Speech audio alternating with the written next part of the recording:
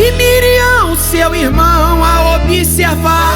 Na beira do rio Nilo ela vai vigiar, aonde Moisés iria chegar. De repente no Egito vai acontecer, dentro de um cesto vai chegar um bebê. Mãe, não precisa se preocupar, Moisés está vivo, eu ouvi ele chorar.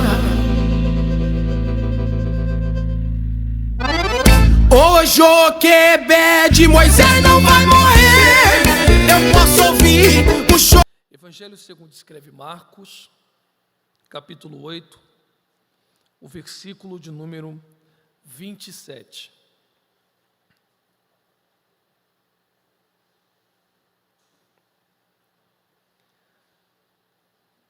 Se os irmãos encontraram, digo amém. Está escrito assim a partir do versículo 27. E saiu Jesus e seus discípulos para as aldeias de Cesareia de Filipe. No caminho ele perguntou aos discípulos, dizendo: quem dizem os homens que eu sou? E eles responderam: João Batista. Mas alguns dizem Elias, e outros, um dos profetas. E ele lhes disse: mas vós, quem dizes que eu sou?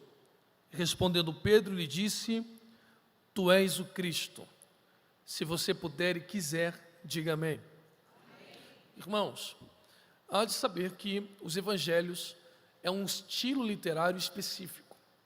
E é bem da verdade, os evangelhos, antes de serem escritos, eram uma espécie de uma tradição oral herdada pelos judeus.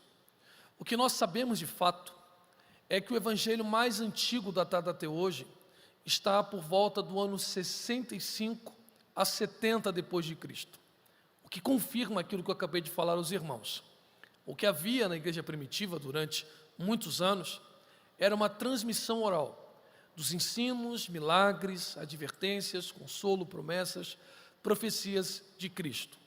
A partir do ano 65 até o ano 70, provavelmente o primeiro evangelho foi escrito, e esse primeiro evangelho a ser escrito não é o de Mateus, é exatamente o evangelho de Marcos.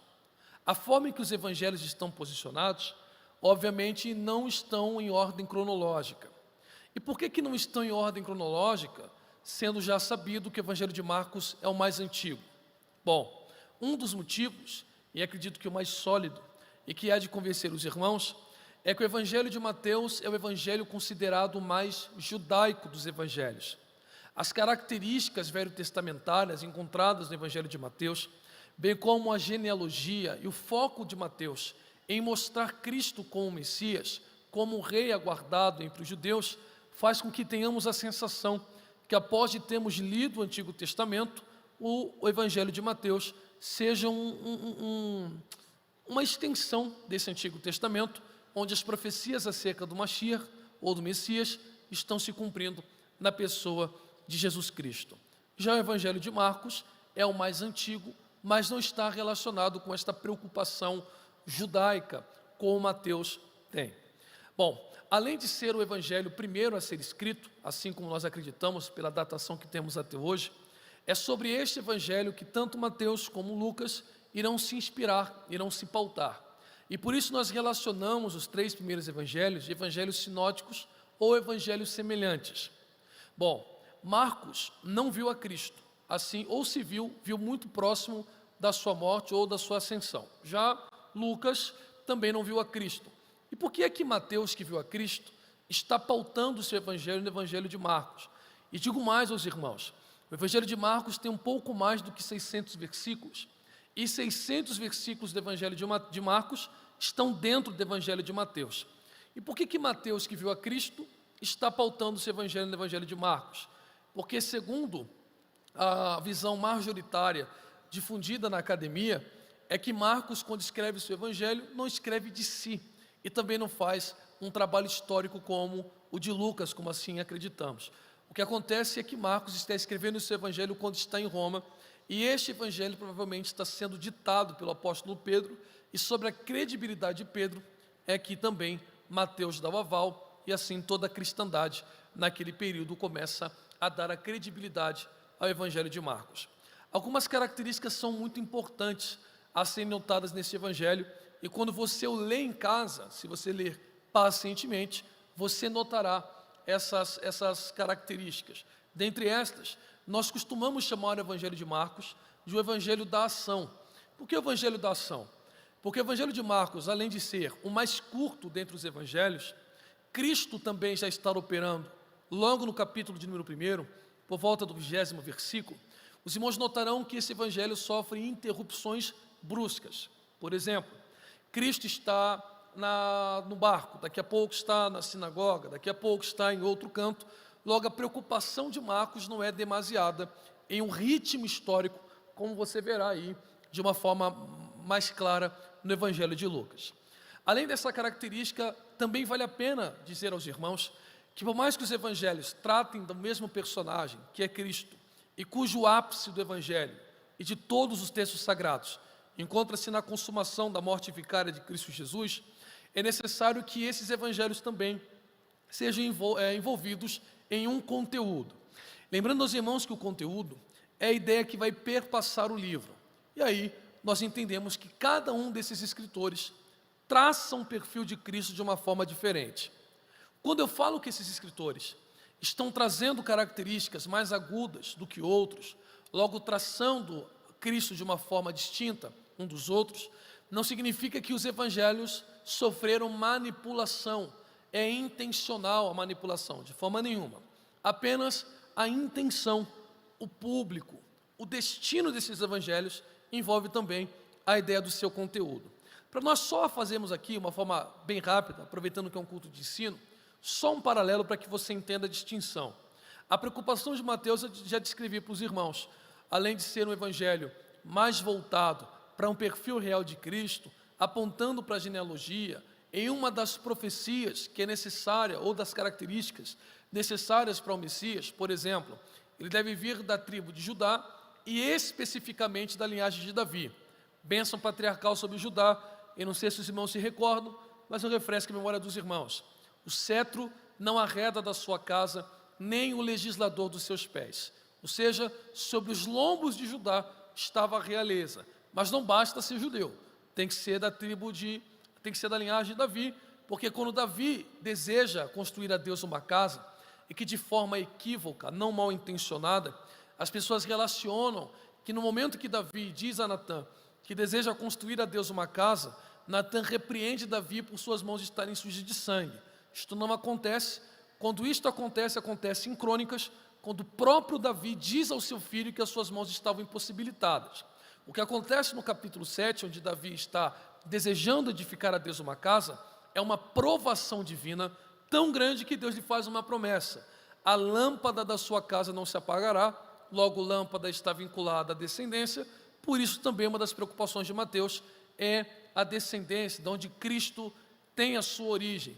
E não só isto, é um evangelho mais voltado para a igreja, datado no ano 70 a 75, onde o templo cai em cumprimento à profecia de Lucas capítulo de número 21, o templo caiu, desorganiza toda a visão judaica religiosa, e aí a comunidade matiana propõe escrever o seu evangelho, onde aparece a expressão eclésia, igreja, a comunidade cristã já em funcionamento. A ideia de Marcos não é isto, não é ser tão teológico, nem tão teórico. A ideia de Marcos, que nós aprendemos e que é difundido, principalmente nas escolas dominicais, e que não está errado, é que o perfil de Cristo em Marcos apresenta-se como um servo. Quem acredita e ouviu isto, e acredita de forma muito bem colocada, pauta-se o seu argumento no capítulo 10 do Evangelho de Marcos, onde está escrito: pois o Filho do Homem veio para servir e não para ser servido. Mas, na verdade, o Evangelho de Marcos tem uma outra preocupação. E a preocupação, a temática do Evangelho de Marcos, capítulo 1, versículo de número 1, que está escrito: este é o princípio do Evangelho de Jesus Cristo, o Filho de Deus. Qual é a intenção de Marcos, pastor Carlos? Revelar aos seus leitores quem Cristo é de fato, mostrar a advec qual é a verdadeira identidade de Cristo. Proposta muito ousada, muito complicada, ainda mais tratando-se de um evangelho muito curto. Para isto, nós costumamos dividir o evangelho de Marcos em duas partes, Quantas partes, irmãos? Duas partes. Essa primeira parte, que a gente aí divide de uma forma grosseira, mas que simplifica, capítulo 1 ao capítulo 8 até o versículo 26. A segunda parte do Evangelho de Marcos é a partir do versículo 27 que nós lemos. Qual é a intenção de Marcos, então? Lembra que eu disse para vocês? Evangelho da ação, escrito em Roma, ditado por Pedro. Logo, Cristo está operando desde o capítulo 1. Se todas essas informações estiverem corretas, é muito sugestivo, porque aquilo que nós chamamos na exegese de Sitzleben, ou seja, o contexto vital que está envolvendo o texto, faz com que venhamos a ter uma noção, porque a ênfase de Marcos em mostrar um Cristo tão operante. Bom, por que, pastor Carlos, Cristo está tão operante no Evangelho de Marcos? Bom, porque a mentalidade dos romanos é voltada para este princípio. Eu vou te explicar aqui de forma rápida e bem simplificada. Como é que funciona a cabeça de um romano? Os romanos tinham um caráter muito belicoso, um caráter dado à guerra.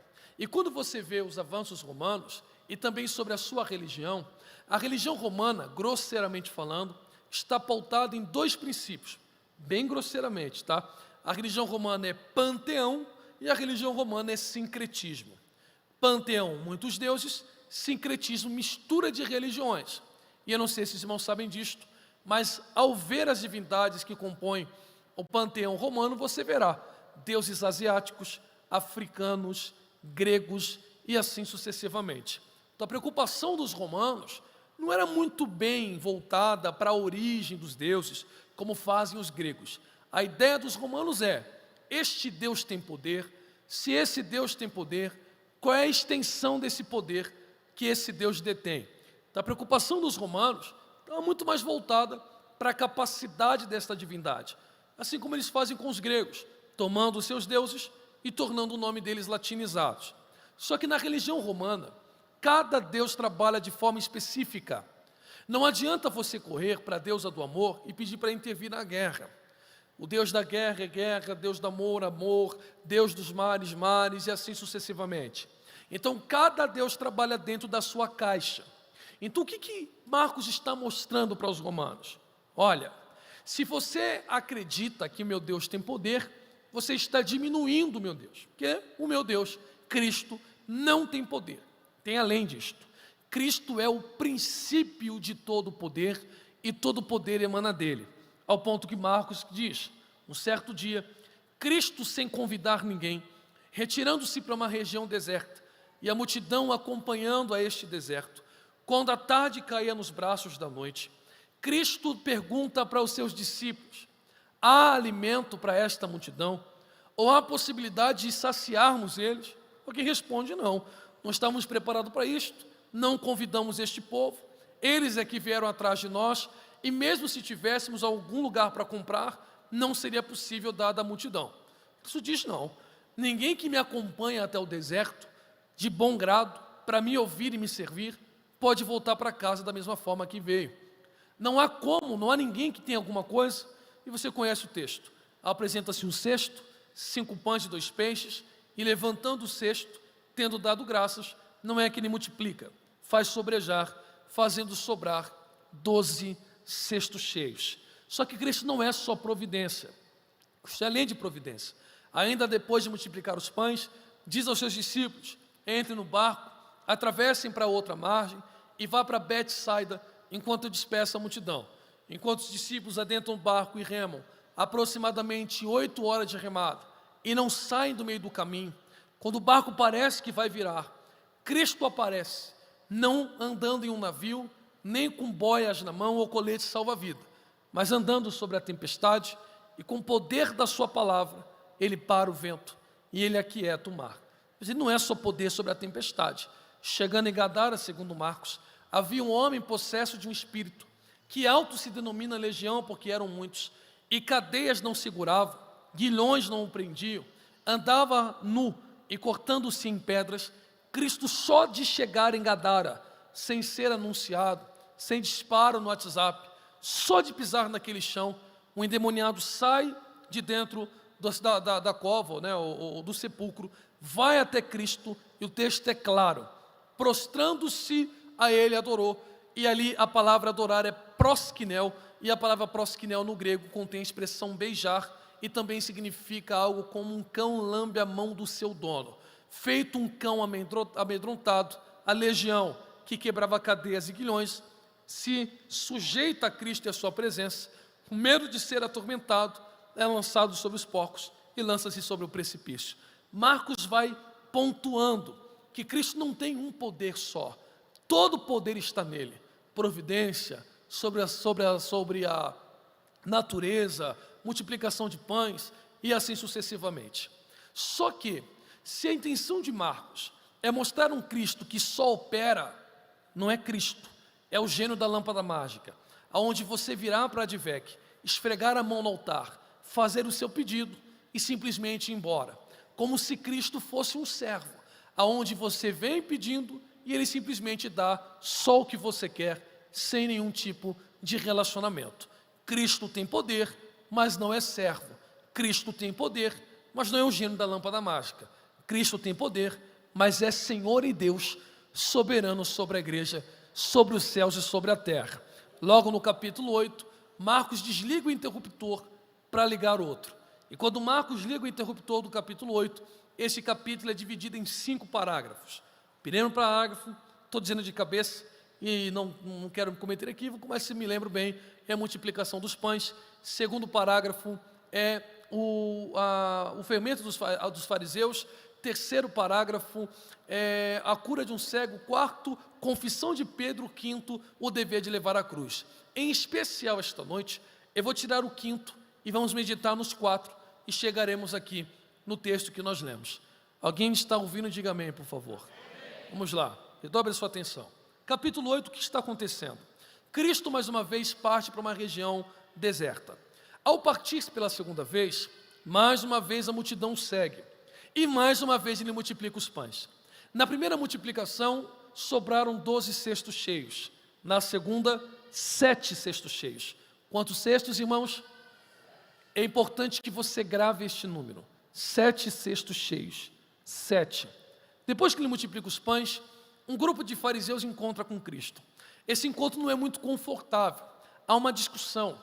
Os fariseus começam a dizer a Cristo: temos ouvido que tu tens passado em Curitiba, dizendo que tu és o Filho de Deus, que tu és o prometido, o unigênito, aquele que vai salvar a Israel e ao mundo. Bom, se tu és de fato o Filho de Deus, eu quero que você me dê um sinal, porque multiplicar pão não te faz ser um filho de Deus, te faz ser um profeta, porque eu conheço o profeta na Bíblia que multiplicou farinha e por isso foi Deus. Bom, se você anda por Curitiba dizendo que é o Filho de Deus, porque acalma a tempestade, também não me convence. Eu conheço o profeta que diz, segundo a minha palavra, não vai chover e não choveu. Você só é um profeta. Se tu disser para nós que tu és um Filho de Deus, porque ressuscita mortos, conheço o profeta que já morto, e os seus ossos, quando a sua cova foi aberta, um soldado morto tocando os ossos retornou à vida, e nem por isso foi o Messias prometido.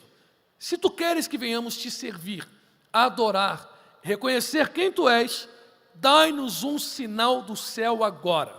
Cristo olha para os fariseus e diz: vocês bateram na porta errada, porque eu não sou o servo de vocês, então não darei um sinal nem a vocês, nem a essa geração. Trocando por miúdos, quer me servir? Sirvam-me além, não só pelo que as minhas mãos fazem, mas pelo que de fato eu sou e o que você entende ser. Bom, tudo bem, vamos lá. Eu vou provar para você que os discípulos estão, não estou falando de fariseu, estão andando com Cristo e não sabem quem Ele é. Eu vou provar para você que eles estão andando com Cristo, mas não fazem a ideia de quem Ele é. Você quer ver? Cristo, depois que conversa com os fariseus, pastor Jamute, entra num barco, os discípulos adentram esse barco, e de uma forma, por favor, eu estou usando uma expressão humana, ok? De uma forma humana, bem aleatório, Cristo dá um grito no barco: acautelai-vos. De que, Senhor? Do fermento dos fariseus. Quando Cristo diz: tomem cuidado com o fermento dos fariseus, de quase imediato, os discípulos fazem uma reunião dentro do barco, e a discussão em pauta é: ele está falando do pão. Ele está falando do pão. Jesus não está falando de pão nenhum. E por que os discípulos estão dizendo ele está falando do pão? Porque Marcos é muito enfático no capítulo 8, nesse parágrafo, e diz E eles entraram no barco levando, senão, nenhum pão. Quantos cestos sobraram, irmãos? Quantos cestos, irmãos? 7 cestos. Ninguém no Oriente Médio ou próximo anda sem alimento, ainda mais nômade. Isso não é possível. Então eles estão quase de forma intencional largando o pão para trás, e eu vou te provar. Quando eles começam a falar isto, Cristo olha para os discípulos e diz o seguinte: ué, vocês têm olhos e não veem, têm ouvidos e não ouvem. Da primeira vez, quantos cestos sobraram? 12, Senhor. E dessa? 7. E vocês ainda estão em dúvida de quem eu sou para vocês. Há 10 anos vocês me servem, e há 10 anos eu opero, não só na vida de vocês, mas em muita gente que frequenta a DVEC. Vocês vêm a me adorar, cansam de ouvir testemunhos, e ainda tem dúvida se vai continuar me servindo ou não. Meia hora conversando com um fariseu, já virou a cabeça de vocês? Está na hora de levar vocês para a padaria e arrancar o fermento da vida de vocês. O que é o fermento? Existem algumas técnicas que as mulheres usavam para fermentar uma massa. Dentre essas, só vou citar uma para ganharmos tempo, está em deixar uma massa apodrecer. Quanto mais a massa está podre, mais fermentada ela fica. As mulheres pegavam um pedaço da massa podre, colocavam na nova, e um pedaço da podre velha contagiava a nova inteira. Cristo não trabalha com coisa podre e velha do passado. Então Ele precisa tirar da nossa cabeça a mentalidade de um fariseu. Aonde que Ele tira isto? Só em Cesareia de Filipe. Perceba que Cristo não faz nada à toa. Nada à toa. Ele poderia perguntar para os discípulos: quem diz Curitiba que eu sou? Lá na multiplicação de pães. Ele poderia perguntar para os discípulos: quem diz em Curitiba, o que diz Curitiba que eu sou? Lá quando estava dentro do barco.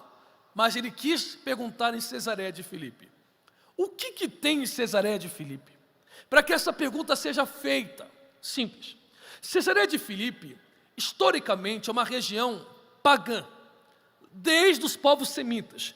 Mas para ganharmos tempo mais uma vez, neste período de Cesareia de Filipe, havia um templo de mármore de cor branca gigantesco, onde os deuses romanos estavam expostos. Supostamente, Cristo, ao se deparar com a multiplicidade desses deuses e com o poder específico de cada um, pergunta para os seus discípulos: existem Deus para tudo. O que Curitiba pensa de mim, hein? O que Curitiba fala a meu respeito? Todo mundo participa da enquete. Alguém levanta a mão e diz: olha, eu estou sabendo que lá no centro da cidade você é aquele que abre porta.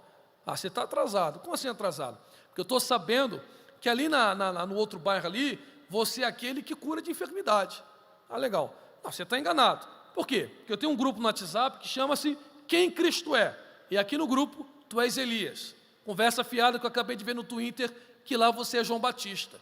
Estranho, porque eu vi uma hashtag no Instagram dizendo que você é um dos profetas. Ele diz: olha, se eu sou tudo, eu não sou nada, porque para eles eu sou do tamanho da necessidade deles. Mas eles não me servem. Eles não tomam do meu sangue. Eles não comungam do meu corpo. A pergunta deles não tem importância. Mas e vós, que vem aqui toda terça? E vós, que toda quinta está aqui? Que todo domingo vem na minha casa? Que tomam do meu sangue e comem do meu corpo? Quem eu sou para vocês? Paradoxo, silêncio ensurdecedor. Parece que tem a sensação de ver Tiago dando um toque em Natanael, dizendo: vai, Natanael, fala. Natanael disse: estranho, não falou para mim. Vai tu, Judas, que é escriba, conhece as escrituras. Eu só sou tesoureiro, meu negócio aqui é administrativo. Ninguém responde nada, só uma mão se levanta. E essa mão talvez seja menos provável. Quando Pedro levanta a mão, o pessoal abre, ele diz: se ninguém sabe quem tu és, bota na minha conta que eu sei quem você é. Tá bom, Pedro. Se você tem tanta convicção, diga para a DVEC, diga a Curitiba, quem eu sou de fato. Ele diz: digo, você abre porta, mas é maior do que chave. Você cura, mas é maior do que remédio. Você prospera, mas é maior do que a casa da moeda. Você levanta, mas é muito mais do que um auxílio. Quem eu sou, Pedro? Tu és o Cristo, o Filho do Deus vivo. Segundo o Evangelho de Mateus, que também relata esse acontecimento, Cristo olha para Pedro e diz: olha, parabéns, mas você não disse isto nem da carne nem do sangue, Você só disse isto porque o meu Pai revelou a você quem eu sou. Cristo rachou a Advec em 2 grupos. Os que estão andando, veem Ele operando, mas só sabem o que Ele faz, mas não quem Ele é. E o grupo que sabe o que Ele pode fazer, porque Ele é Deus. E uma cura para Deus não é nada. Uma porta para Deus não é nada. Nada para Deus é impossível. Mas que está além do que Ele pode fazer com as mãos. Que sabe quem Ele é de verdade. Só que só sabe quem Ele é de verdade quem é íntimo do Pai. E quem é íntimo do Pai não o serve pelo que Ele faz, o serve pelo que Ele já realizou. Bom, eu sempre quando prego sobre esse texto, eu lembro de um diálogo que eu tive com um amigo, e a maioria dos meus amigos são acadêmicos e são de fé reformada. Eu vou falar sem nenhum constrangimento e pode botar na minha conta. Não fala em nome da Advec, fala em nome do Carlos Júnior. Então a maioria dos meus amigos são de fé reformada, são calvinistas, são cessacionistas, não acreditam na continuidade dos dons e da autoridade dos dons do Espírito Santo. Eu sou pentecostal, eu sou assembleano, só não sou aquele do manto, mas acredito nos dons espirituais, perfeitamente. Certo dia, um amigo meu estava conversando comigo, e ele disse, olha Carlos, eu gosto muito de lhe ouvir pregar, mas não dá para ir na tua igreja não. Eu disse, por quê? Estão te proibindo de entrar? Não estou entendendo. Ele disse, não, é que a sua igreja faz muito barulho. Eu disse para ele, cuidado com o que você fala, tá? Porque a igreja não faz barulho. Quem faz barulho é o Atlético Paranaense, o Curitiba, o Flamengo. Isso aí faz barulho. Carnaval faz barulho. A igreja não faz barulho. A igreja jubila, regozija, adora, glorifica. Ele disse, não, mas alto lá. Adoração não é só isto. Quem disse que eu preciso gritar, que eu preciso esbravejar? Eu também adoro, mas me incomoda. Eu disse, olha, deixa eu lhe dizer uma coisa. Primeiro, Deus não te instituiu como um fiscal de culto, e muito menos como termômetro da igreja. Também nunca vi Deus mandar um ser celeste e dizer, para de gritar, Advec, está atrapalhando Deus trabalhar. Muito pelo contrário, nos textos sagrados está escrito, por exemplo, regozijai-vos em Deus. Outra vez vos digo, regozijai-vos nele. Quando não, carta aos Hebreus capítulo 13, versículo 15, dai ao Senhor sempre sacrifício de louvor, isto é, o fruto dos lábios daquele que confessa o seu nome. Deus gosta de pandeiro, zabumba, guitarra, baixo, bateria, mas Ele está aqui desde as 19h30 dizendo, não vai abrir a boca para confessar que eu sou o Senhor da sua vida. Deus gosta de ouvir o povo falar no nome dEle. Mas para ser mais específico, eu disse para ele o que também disse numa convenção das Assembleias de Deus onde eu pregava. E nessa convenção eu disse o seguinte, pastor Jarmuth, Davi foi pastor da Assembleia de Deus. E os pastores querem na gargalhada. Eu disse, Davi foi pastor de igreja pentecostal. Você está maluco, Carlos Júnior? Eu disse, não, estou maluco não, vou te provar. A igreja de Davi se chamava Assembleia de Deus Ministério Caverna de Adulão. Como assim Caverna de Adulão? Eu disse, porque os meus amigos reformados já nasceram herdando uma faculdade em Genebra. Então já nasceram debaixo de debates bíblicos, principalmente com Zwinglio na Suíça, enquanto Calvino fazia a reforma na Alemanha. E a distância entre os outros de nascimento era de uma semana. Então lá, com meus amigos reformados, que são meus irmãos e vão para o céu, eles comem a palavra de Deus, pastor, mas com lencinho aqui, faquinha para peixe, faquinha para pão, colherzinha para sopa, e meu Deus, como está gostoso o alimento. Assembleia de Deus não é isso, Assembleia de Deus é caverna de adulão. O que é caverna de adulão? Aqui entra endividado, entra depressivo, entra sanguinário, entra maconheiro, entra cheirador, entra pessoas que viviam à margem da sociedade. Aqui só entra o que não presta, e essa é a verdade. O mundo rejeita, cai na Assembleia de Deus, mas ao cair na Assembleia de Deus, o dono da Assembleia de Deus não joga ninguém fora. Quem está entendendo, já está glorificando a Deus.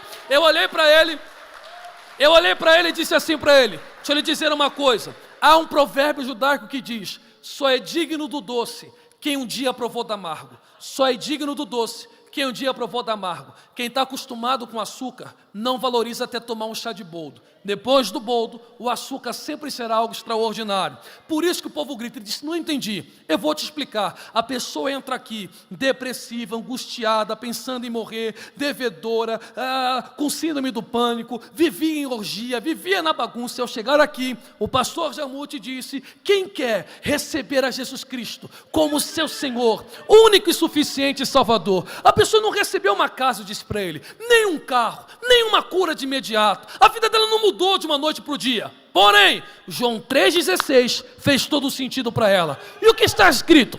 Pois Deus amou o mundo de uma tal maneira que deu seu único Filho, para que todo aquele que nele crê não pereça, mas tenha vida eterna. Eu respeito quem não gosta de barulho, só acho esquisito porque você pula ao receber um iPhone. Você sabe o que é iPhone, mas não sabe o que é salvação. Você grita quando o seu time faz gol. Você sabe o que é gol, mas não sabe o que é salvação. Mas quem entrou aqui sabe, como Isaías, que não é digno nem de falar o nome dele, porque tem a boca suja, mas a graça o salvou. É impossível deixar o culto terminar sem antes glorificar e exaltar. Só quem está entendendo essa palavra, levante a tua mão mais alto que você puder e não baixe a sua mão. Não baixe a sua mão, levante a sua mão o mais alto que você puder e coloque esta mão erguida no ombro do seu irmão. No ombro, coloque. Não seja educado. Não é para ser educado mesmo. Seja mal educado. Chacoalha para perturbar. Estou nem aí, é para ser mal educado. Chacoalha para perturbar. E diga para ele, o que Jesus é para você? É um arrepio? É só uma cura? É só uma porta? É só dinheiro? É $1? É €1? Ou Jesus é o salvador da sua vida? Transformador do teu caráter? Que te selou com o Espírito Santo? Que vai te levar para a eternidade? Só quem ama Jesus de verdade, só quem ama, dá um pulo dessa cadeira, um grito de glória, faz alguma... Um minuto de glória se você sabe quem Ele é. Mistura a tua palma com glória a Deus que melhora. Mistura o aplauso com aleluia que melhora.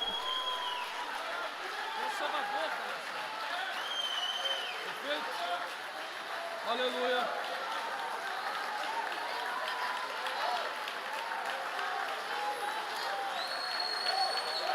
Aleluia. Aqui do meu lado direito tem pessoas que sabem quem Cristo é. Ali no fundo da igreja tem pessoas que sabem quem Ele é. Vieram porque sabem a quem vieram adorar e servir. Sabe? Tome seu assento por um minutinho que eu vou concluir. Um minutinho. Pastor Jamute. Pastor Jamute, posso? Posso? Me dê licença, irmão.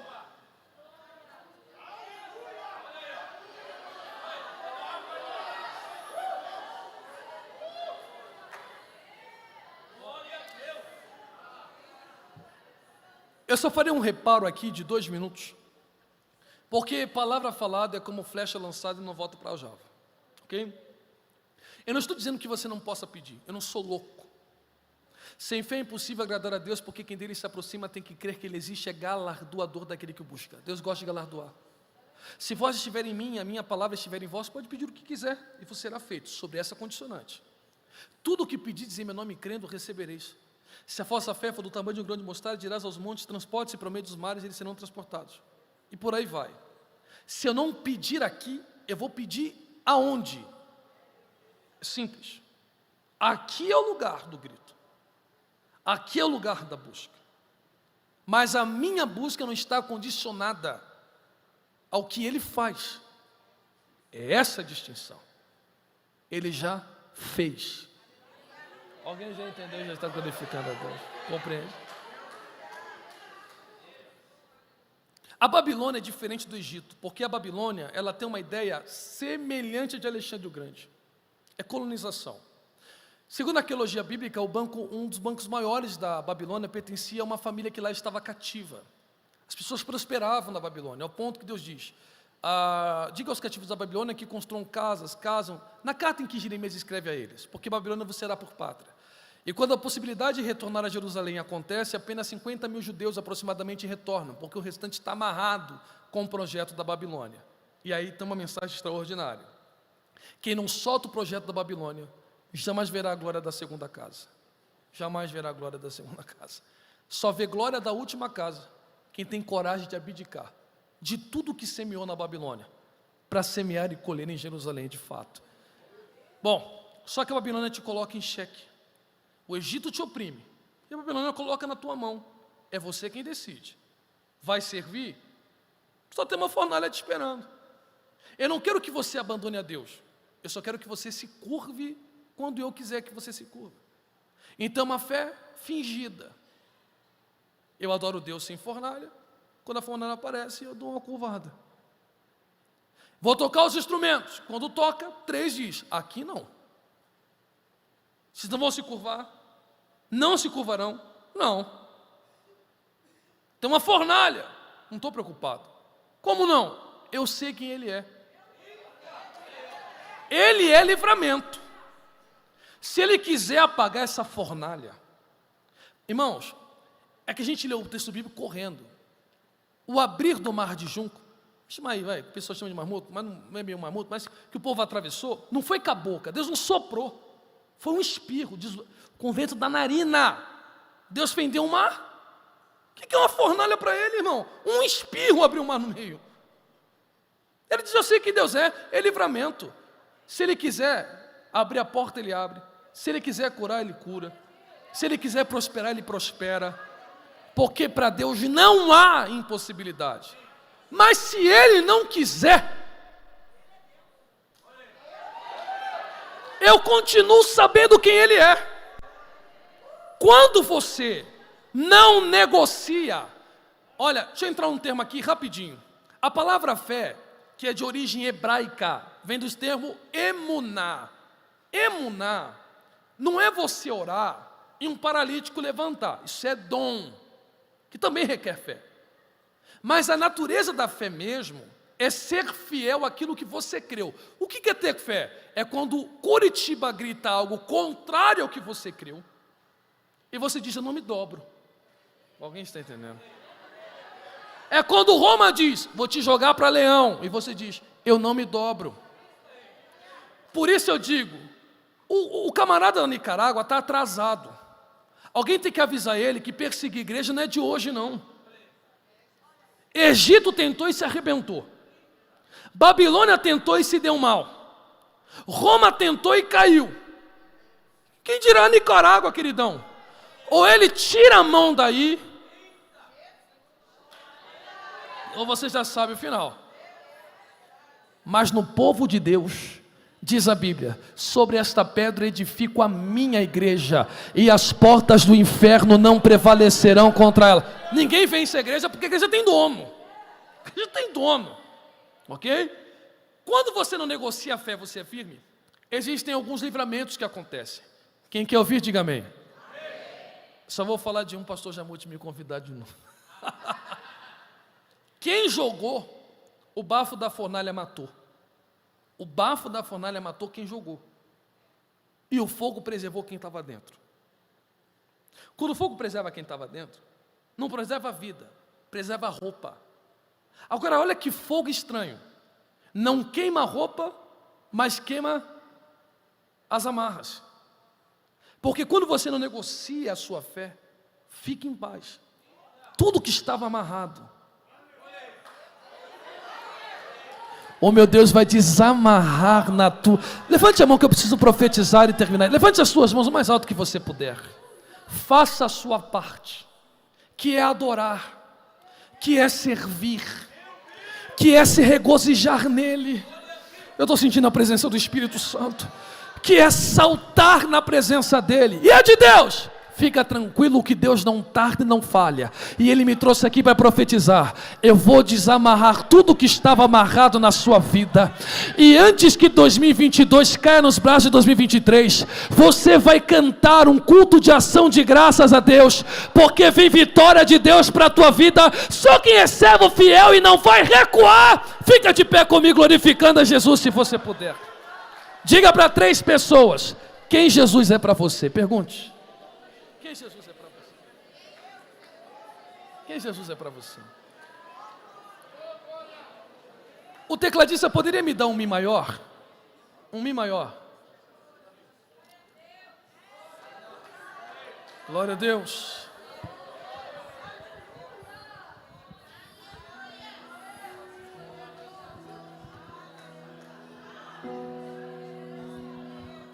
Todo ser que vive, louve o nome do Senhor. Toda criatura se derrame aos seus pés. Ao som da sua voz, o universo se desfaz. Não há outro nome comparado ao grande eu sou.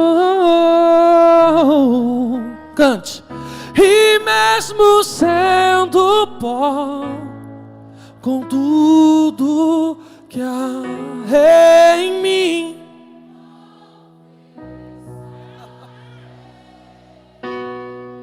Que céus e terra passarão, mas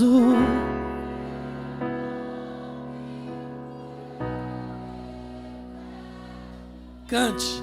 Todo joelho dobrará ao ouvir teu nome.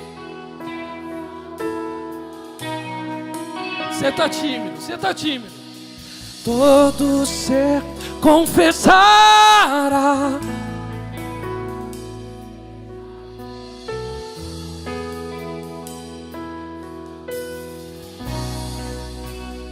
Eu já coloquei as minhas vestes brancas. Estou só te esperando. Vem, vamos dançar. Convide! Vamos, irmão, vamos, Curitiba! Solte a voz, cante! Maranata! Tem fogo, declare! Tem fogo! Eu não imaginava que era lindo assim. Vamos! Meu noivo esperado, eu abro. Só quem ele sabe quem ele é. Cante, cante! Pode morar aqui. Pode morar. Tem fogo, tem fogo, tem fogo nos olhos. Eu não imaginava que era lindo assim. Que era lindo assim. Meu noivo esperado, eu abro a minha casa. Pode morar aqui. Vai encerrar, vamos. Pode morar aqui. Estenda bem a sua mão assim, ó. Bem a sua mão. Então me tira o medo que me faz dizer: Moisés, suba em meu lugar. E me faz, vamos! Me faz entender. Solte a voz, solte! Que a tempestade é poder. Isso! Chuva forte é poder. Nós sabemos quem ele é. Vento forte. Nós sabemos quem ele é. E o que me faz tremer as pernas, a porta aberta e a fechada. Mas a fechada é você, é tudo sobre você. Eu também vou subir, eu vou subir um monte. Suba! E muitos desistiam e vão ficar lá até te encontrar. Eu vou entrar na casa e vou fazer morada e vou ficar lá até te encontrar. Eu me despedi dos meus pais. Queimei as carroças e eu afundei meus barcos no cais. E eu cante! Me despedi dos meus pais. Eu queimei minhas carroças e eu afundei meus barcos no cais. Baixinho manda pra fazer uma apelo, e a voz também já foi embora. Escute isso, eu concluo. Pra onde eu irei se eu não tenho pra onde voltar? Só tenho você, Deus. Palavras de vida. Pra onde eu irei se eu não tenho pra onde voltar? Só tenho você, Deus. Você que está aqui essa noite e se afastou do caminho de Deus. Você que está pela internet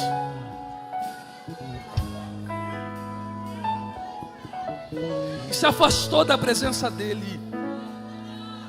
Você sabe quem Ele é. Oh, eu sinto a presença do Espírito Santo. E você sabe qual é o seu lugar. Quando o filho pródigo foi embora e perdeu tudo que conquistou na casa do pai, porque aqui é assim: o pai te dá por herança e a terra longínqua arranca o que o pai te deu aqui dentro. Essa é a função de Curitiba. Ele volta para tentar ser escravo. Ele não volta para tentar ser filho. Mas quando o pai vê ele voltando, o pai o abraça e diz: filho foi, filho volta. Eu devolvo a sandália para os seus pés. Eu troco as tuas vestes e te devolvo o elo familiar. Porque se meu povo que se chama pelo meu nome se humilhar e orar e se converter dos seus maus caminhos, eu, Senhor, diz a Bíblia, ouvirei dos céus, perdoo os pecados e de quebra sara a sua terra. Sarar a terra é devolver a produtividade ao improdutivo. Vida sem Deus não tem produtividade, porque sem Ele nada podemos fazer. Mas se você disser como Pedro: Tu és o meu Senhor, Tu és o meu Salvador. Romanos 10, versículo 9: se com a boca confessares e o coração creres, será salvo.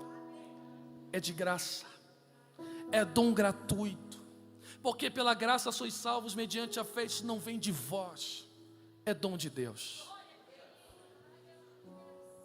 Você precisa de Cristo.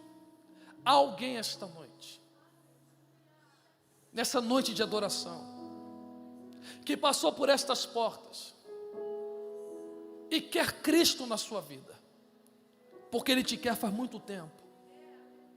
Antes, durante e depois da cruz, Ele continua te querendo. Aonde está você? Nós queremos orar pela sua vida. Sai do seu lugar, deixa-nos orar por você, junto com você. Unimos a nossa fé com a sua, as nossas mãos com a sua. Vem para Jesus. Onde está você? Alguém essa noite? Alguém na internet? Está sendo ao vivo, não está? Se alguém na internet está vendo isto e quer voltar para Cristo, escreva o seu nome no comentário. Nós entenderemos que você está voltando, aceitando. Eu vou te dar alguns minutos para fazer isto. Para onde eu irei se eu não tenho? Só tenho você, Deus.